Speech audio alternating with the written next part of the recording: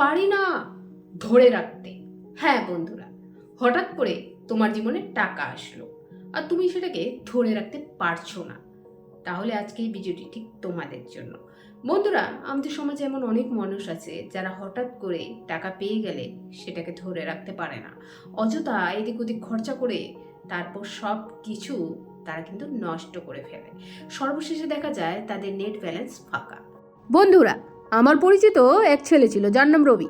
সাধারণ ছেলে, দিনে মেকানিকের দোকানে কাজ করতো, গাড়ির তেল বদলাতো, টায়ার পাল্টাতো, মালিকেরও বকা খেত। জীবনটা ছিল মেপে চলা, ভাত ডাল আর স্বপ্নের ঘাটতি। একদিন সন্ধ্যায় দোকান বন্ধের পর পাশের লটারির দোকানে গেল। ভাবলো চল একটা টিকিট কেটে দেখি, ভাগ্য বদলালে ক্ষতি কি। 20 টাকার একটি টিকিট কিনে পকেটে রাখলো, তারপরেই ভুলে গেল ব্যাপারটা।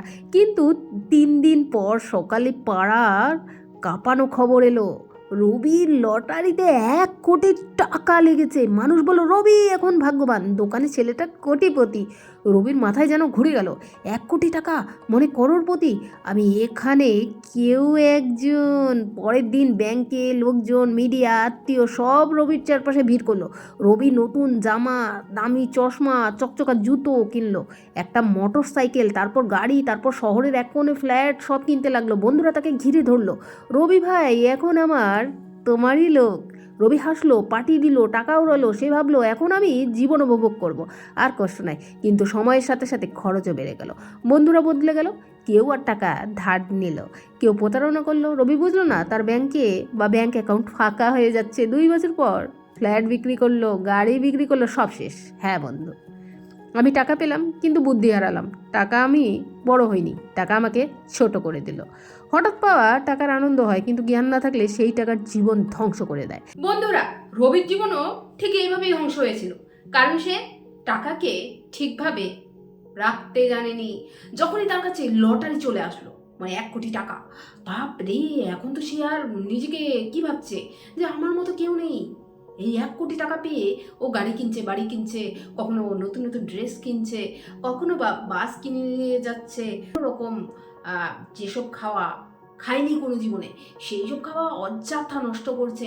অনেক সময় আবার তাকে দান করতেও দেখা গিয়েছে, মানে মন্দির, মসজিদ।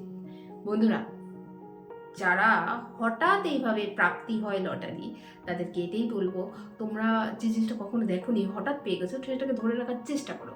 লক্ষ্মী কিন্তু চঞ্চলা, সহজে ধরা দেয় না, আর যখন ধরা দেয় তখন সেটাকে ধরে রাখো। তোমার কাছে লক্ষ্মী এসেছে, মানে তোমাকে ধরা দিয়েছে, তাহলে তোমার এখন কি কাজ? সেটাকে ধরে রাখা। কিন্তু তুমি সেটাকে ধরে রাখছো না, মানে তুমি অযথা খরচা করছো, তাহলে কিন্তু লক্ষ্মী তোমার কাছে থাকবে না।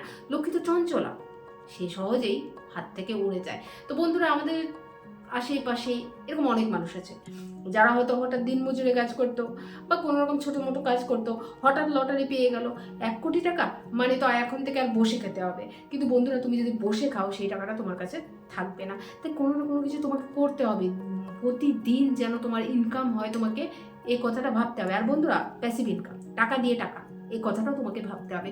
তুমি সঞ্চিত টাকা, সেটা যদি ব্যয় করে দাও, সেটা যদি উড়িয়ে দাও, যা টাকা পাচ্ছ, তুমি ভালো ভালো রেস্টুরেন্টে যাচ্ছ, খেয়ে নিচ্ছ, ভালো ভালো পোশাক পরছো, যে পোশাকের কাছে অলরেডি তোমার কাছে পোশাক আছে, কিন্তু তুমি আবার এক্সপেন্সিভ পোশাক পরছো। ঠিক আছে, মানুষের ইচ্ছে হয় 1-2টা, ঠিক আছে, কিন্তু তুমি অঢেল পরছো, তাই না, যেটা তোমার দরকার নেই। বরঞ্চ ওই টাকাটা যদি তুমি সঞ্চয় করো, তোমার ফিউচার প্ল্যানিং করো, বা তুমি এমন একটা বিজনেস জানো, সেই বিজনেসেই যদি নিয়োগ করো, তাহলে কিন্তু তোমার ইনকামটা বাড়বে, তোমার ইনকামটা কমবে না। কিন্তু বন্ধুরা, তোমাদের মধ্যে অনেকেই আছে যারা জানো না যে হ্যাঁ, আমার কাছে হঠাৎ টাকা আসলো, এখন আমি এমন একটা বিজনেস করবো যেটা সম্বন্ধে আমার জ্ঞানই নেই।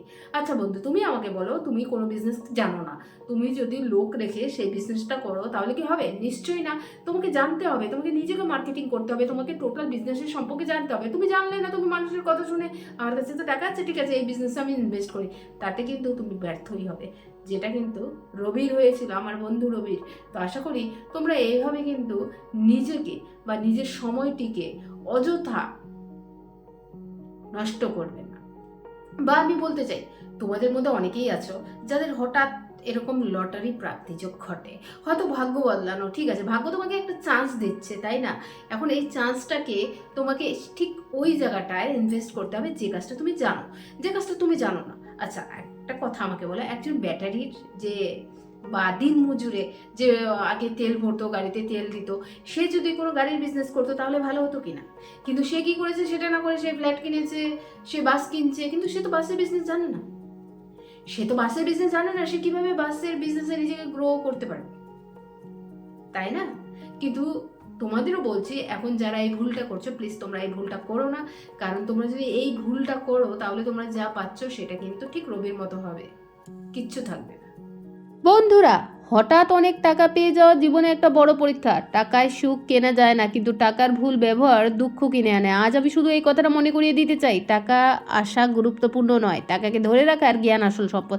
যে মানুষ টাকায় অহংকার করে সে শেষ পর্যন্ত কিন্তু একা হয়ে যায়। ধন্যবাদ। সত্যের পথে চলুন, সংযমে বাঁচুন, সাফল্য আপনার দ্বারে এমনিতেই চলে আসবে। ধন্যবাদ। Thanks for watching.